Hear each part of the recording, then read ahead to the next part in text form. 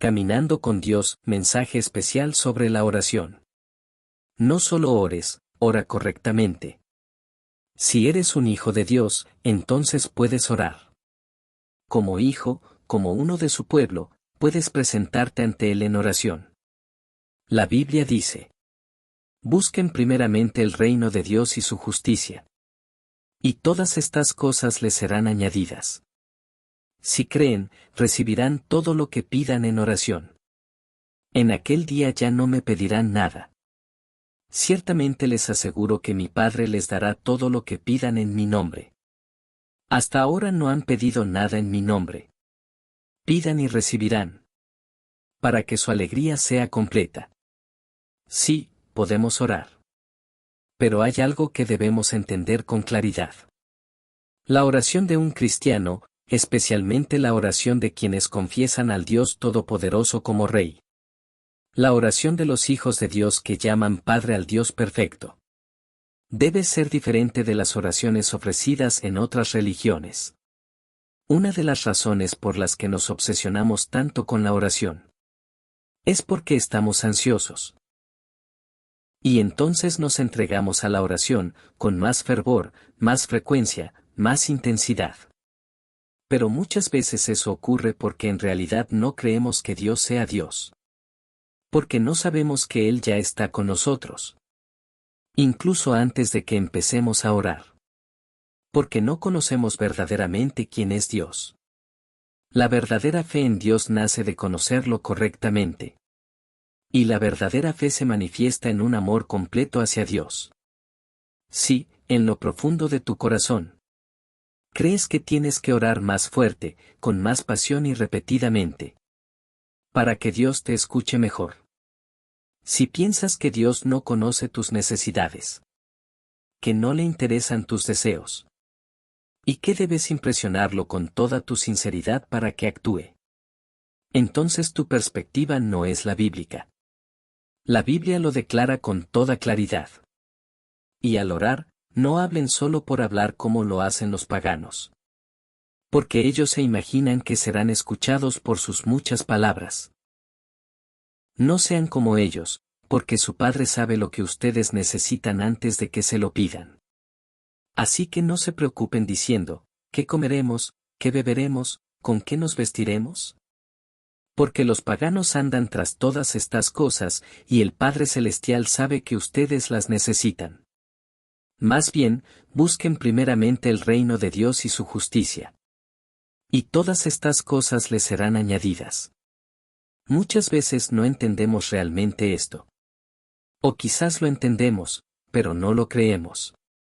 Y como no lo creemos, terminamos pensando que la cantidad de oración o la intensidad de nuestra devoción determina el resultado. Pero debemos preguntarnos con honestidad. ¿Es Dios alguien que solo llega a conocer nuestra situación después de que se la explicamos completamente? ¿Hablando en voz alta o clamando persistentemente? ¿Es que Él no sabe o no le importa hasta que escucha nuestra voz desesperada? Y recién entonces, después de oír cuán angustiados estamos, decide prestar atención y actuar. ¿Dependiendo de cuán fuerte lloramos? Si ese es el tipo de Dios que imaginamos. ¿Entonces es realmente el Dios todopoderoso y omnisciente en quien decimos creer? ¿Y si la oración común no basta para moverlo? Si hay que sacudir su trono con ofrendas extravagantes. Ayunos de 40 días, vigilias interminables. Y subir lo más alto de una montaña para demostrarle cuán serios estamos. Si solo entonces, después de todo nuestro esfuerzo, Él finalmente nos reconoce como sus hijos. Finalmente nos acepta como su pueblo y finalmente decide actuar. Entonces, ese tipo de Dios quizás exista en otra religión. O quizás es la versión de Dios que tú mismo has construido en tu mente. Pero ese no es el Dios de la Biblia. La Biblia lo declara con toda claridad. Su Padre sabe lo que ustedes necesitan antes de que se lo pidan. Su Padre Celestial sabe que ustedes necesitan todas estas cosas. Dios no es alguien que necesite que le enumeremos cada detalle de nuestras necesidades y circunstancias para conocerlas. si el Dios en el que tú crees es uno que tiene que ser sacudido de su trono por tus oraciones? Si tienes que bajarlo de su asiento para que venga a revisar tu situación. Y luego él decide si actuar o no dependiendo de cuán sincero o apasionado fuiste. Entonces ese no es el Dios de la Biblia. Nuestro Padre Dios, aquel que nos escogió desde antes de la fundación del mundo. Aquel que nos guía en su tiempo perfecto y a su manera. No solo conoce nuestras necesidades, sino que las suple todas según su voluntad, en el momento adecuado. La oración cristiana, antes de pedir cualquier cosa. Primero debemos saber quiénes somos. Y debemos saber quién es el Dios que escucha nuestras oraciones. Solo entonces sabremos qué pedir, qué buscar y por qué tocar. Tanto por nosotros como por otros. No debemos intentar entender a Dios a través de conceptos religiosos que hemos recogido por el camino. A Dios se le conoce por medio de su palabra. La palabra mediante la cual Él mismo se ha revelado. Según la Escritura, los que han sido redimidos por la sangre expiatoria de Jesucristo. Son declarados siervos de Dios, y también hijos suyos. Los israelitas son mis siervos, a quienes saqué de Egipto. Yo soy el Señor su Dios. Y ustedes no recibieron un espíritu que de nuevo los esclavice al miedo, sino el espíritu que los adopta como hijos. Y por el cual clamamos, Abba, Padre. El espíritu mismo le asegura a nuestro espíritu que somos hijos de Dios. Y si somos hijos, somos herederos, herederos de Dios y coherederos con Cristo. Si es que compartimos sus sufrimientos para compartir también su gloria. Ahora, aquellos que antes pertenecían al mundo, han pasado a pertenecer a Dios. Esto significa que su lealtad ha cambiado. Su identidad espiritual ha cambiado. Y también han cambiado los valores que moldean sus vidas. Yo soy el Señor que los sacó de Egipto para ser su Dios. Por eso, sean santos, porque yo soy santo. Habla con los israelitas y diles. Yo soy el Señor su Dios. No hagan lo que se hace en Egipto, donde vivían antes. Ni hagan lo que se hace en la tierra de Canaán, a donde los llevo. No sigan sus costumbres. Obedezcan mis leyes y cumplan mis decretos. Yo soy el Señor su Dios. Yo soy el Señor su Dios, que los sacó de Egipto para darles la tierra de Canaán. Y para ser su Dios. Nuestro Padre Dios, que es perfecto. Más importante que lo que pedimos en la oración. Es quienes somos cuando nos presentamos ante Él. Y aún más importante que cómo oramos para que algo suceda. Es quién es el Dios que escucha nuestra oración. Cuando venimos a Dios, no debemos acercarnos basándonos solo en nuestras ideas religiosas. No debemos confiar en imaginaciones ni tradiciones religiosas. Debemos conocer al Dios que se ha revelado a sí mismo por medio de las Escrituras. El Dios que ha dado a conocerse a través de su propia palabra. Dios es el único y verdadero Dios. Él es el que existe por sí mismo. El que lo sabe todo. Y el que está presente en todo lugar. Él no cambia. Él es eterno. Él es el Todopoderoso. Y este Todopoderoso es nuestro Padre. Solo Dios es el Creador. Solo Dios es el Todopoderoso, que existe desde la eternidad y hasta la eternidad. Pero aquí, no debemos entender la omnipotencia de Dios como si fuera simplemente la capacidad de hacer cualquier cosa. Si pensamos de ese modo, podríamos terminar exigiendo que todos nuestros deseos se cumplan en nuestro tiempo. Como si Dios estuviera obligado a hacerlo. La omnipotencia de Dios debe ser entendida a la luz de su perfección. Aunque no sea lo que esperábamos.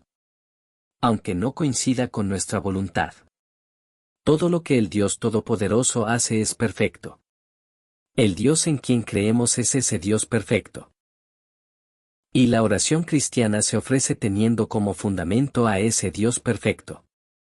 Por eso, para el pueblo de Dios que cree en este Dios perfecto, Incluso cuando no decimos ni una sola palabra en oración. Podemos confiar en que el Dios que es perfecto en conocimiento, en amor y en poder, cuidará de sus hijos. Por eso, los que han sido salvados como pueblo de Dios pueden adorarlo y alegrarse en él. No porque gritaron sus peticiones con fuerza, sino porque confían en que Él actuará por ellos con lo mejor.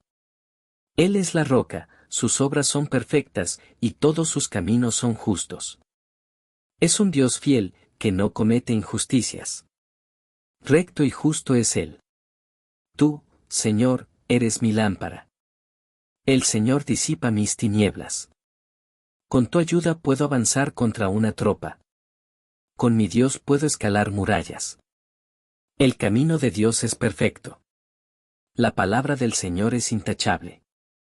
Escudo es Dios a los que en Él se refugian.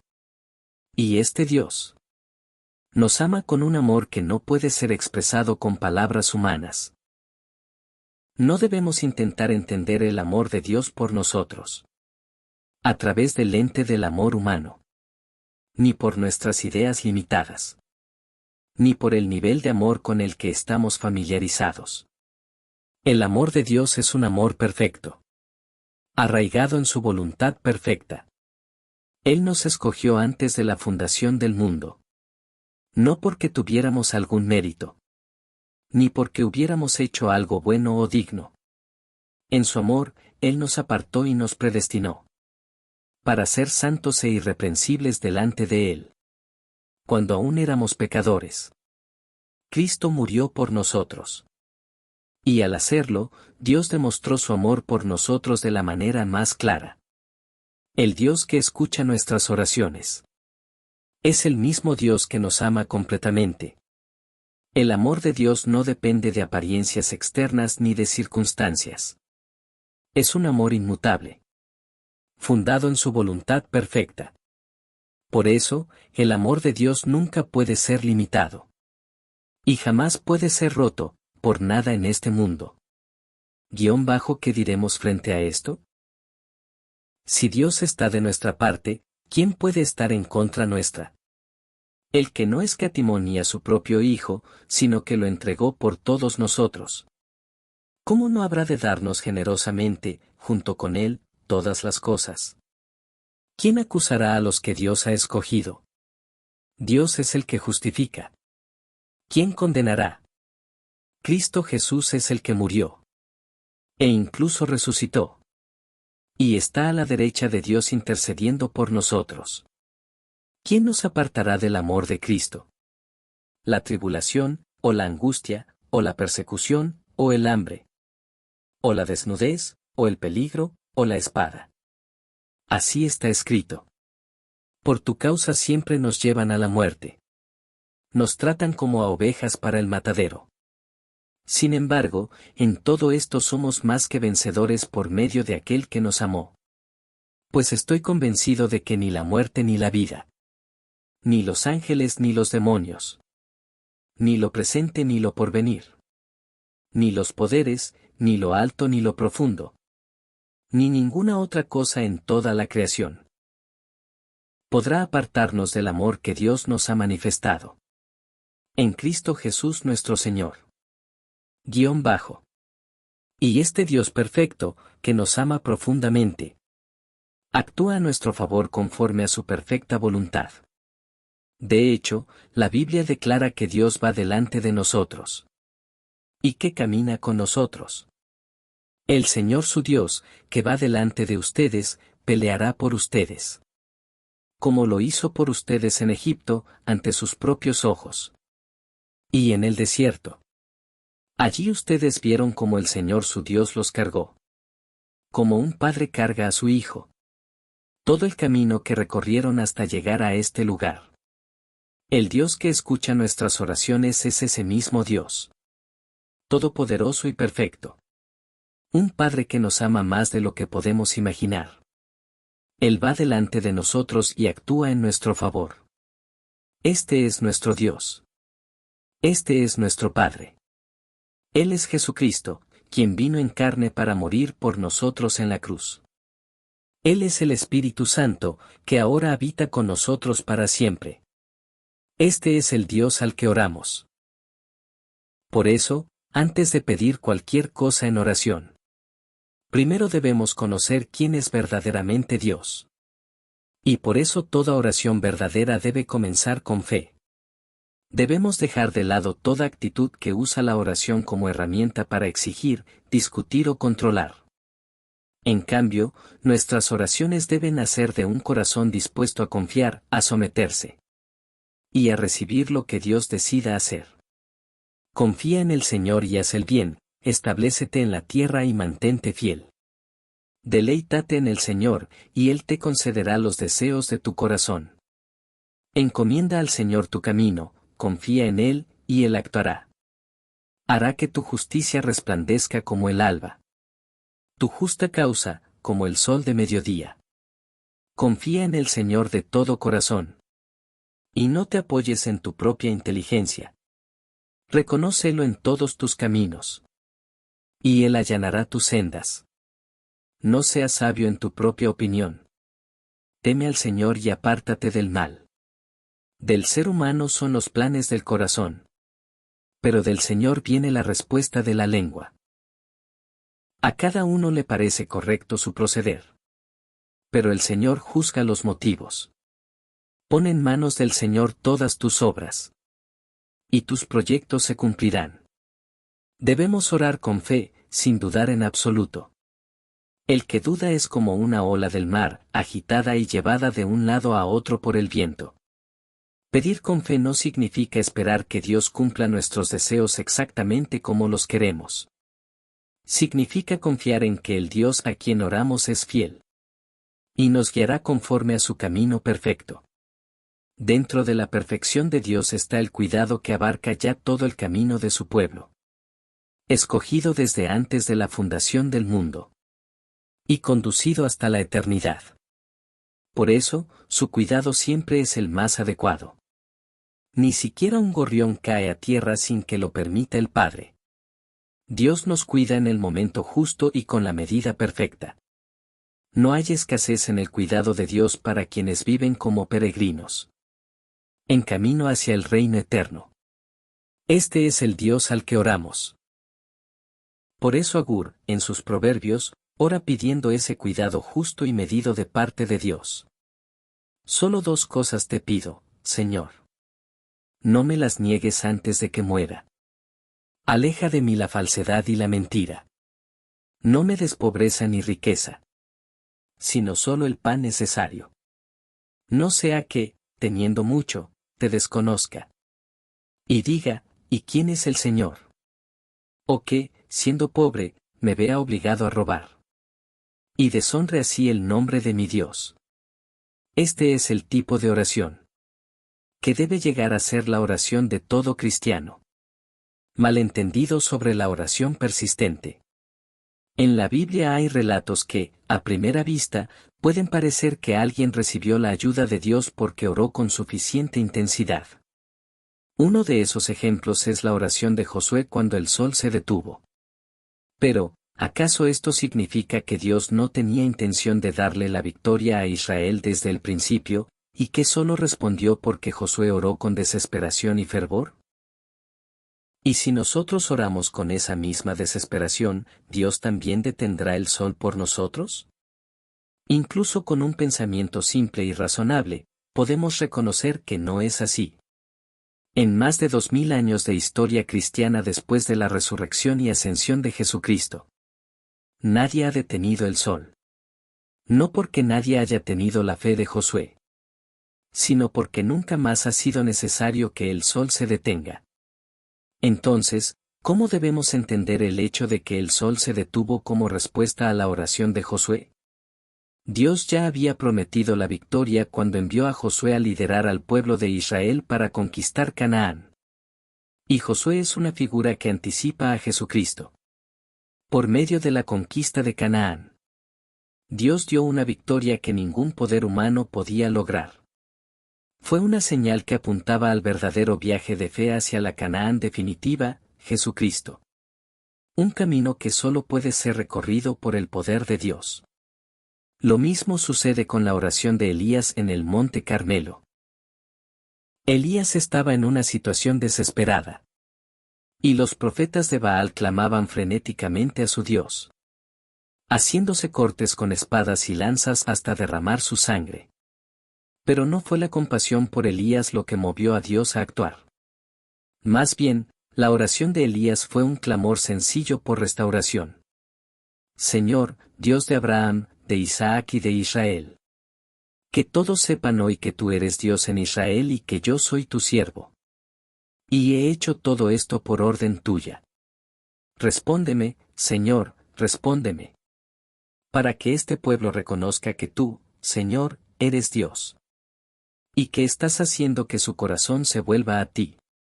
Dios ya había preparado la restauración de su pueblo rebelde. Y usó a Elías para revelarse a ellos. Así que debemos entender con claridad. No fue la oración de Elías la que hizo cambiar de opinión a Dios. Lo mismo se aplica a las oraciones del rey Ezequías. Su oración por liberación del ejército asirio. Y su oración para sanar de una enfermedad mortal. Cuando Ezequías pidió una señal de su recuperación, la señal fue que la sombra proyectada por el sol retrocediera 10 grados. Pero una vez más, incluso desde una perspectiva racional, es evidente que no fue la oración de Ezequías la que provocó la liberación de Asiria ni su sanación. Antes de que Ezequías orara, no tenía hijos. El hijo que nació después de que su vida fue extendida fue Manasés. Esto se debe a que la vida de Ezequías fue prolongada 15 años. Y cuando él murió y Manasés fue rey, Manasés tenía 12 años. Aunque Manasés es recordado como símbolo de un rey perverso, fue a través de él que debía continuar la genealogía de Jesucristo. Así que, aun después de que Dios liberó a Israel de Asiria, y aun después de sanar la enfermedad mortal de Ezequías, la Escritura testifica: por el mismo camino que vino se volverá. No entrará en esta ciudad, afirma el Señor. Yo protegeré esta ciudad y la salvaré. Por amor a mí mismo y por amor a mi siervo David. Te añadiré 15 años más de vida. Y a ti y a esta ciudad los libraré del poder del rey de Asiria. Yo defenderé esta ciudad. Por amor a mí mismo y por amor a mi siervo David. Estos versículos no significan que Dios cambió de opinión o creó un nuevo plan a causa de la oración de Ezequías. Muestran que Dios ya había preparado lo que haría. Por causa de su propio nombre. Una historia que a menudo se menciona cuando se habla de la oración persistente. Es la declaración de Esther: si perezco, que perezca. Aunque el libro de Esther no dice explícitamente que Esther oró, solo que ella y el pueblo ayunaron. Muchos entienden que fue un ayuno acompañado de oración, y por eso vale la pena examinarlo. Una vez más, lo importante es la dirección de nuestra oración. Así como Dios guió a su pueblo fuera de Egipto hacia Canaán, nosotros también debemos avanzar en la dirección de Jesucristo, la verdadera Canaán. Si la dirección se invierte, lejos de Cristo y hacia el mundo, entonces ni 40 días de ayuno ni vigilias de oración pueden ser llamados dirección de Dios. El libro de Esther se sitúa después de la caída de los reinos del norte y del sur, en el tiempo en que los exiliados están regresando a su tierra. A través de Esdras, se reconstruye el templo. A través de Nehemías, se restauran el muro y las puertas de la ciudad. Esto simboliza la vida del pueblo de Dios que vive apartado, con Jesucristo como el verdadero templo en medio de ellos. En otras palabras, Dios estaba llamando a su pueblo a vivir como quienes no pertenecen al mundo, sino a Él. Y los estaba guiando por el camino de la resurrección. Por lo tanto, no debemos interpretar el ayuno de Esther como un caso en el que algo no era la voluntad de Dios. Pero ella ayunó, actuó, y las cosas simplemente salieron bien. De hecho, mucho antes del capítulo 4. El hilo de resolución ya estaba tejido en la historia. Al final del capítulo 2, leemos que Mardoqueo había denunciado un complot contra el rey. Un evento que más adelante se convierte en el punto de quiebre del relato. Y desde el capítulo 1, la reina Vasti es destituida de su posición. Un momento que prepara el camino para que Esther sea reina. Esto muestra que el plan perfecto de Dios y su obra ya estaban en marcha. Debemos tenerlo claro. Dios no se dio cuenta de la situación de repente. Ni proveyó una solución solo después de que Esther decidió actuar.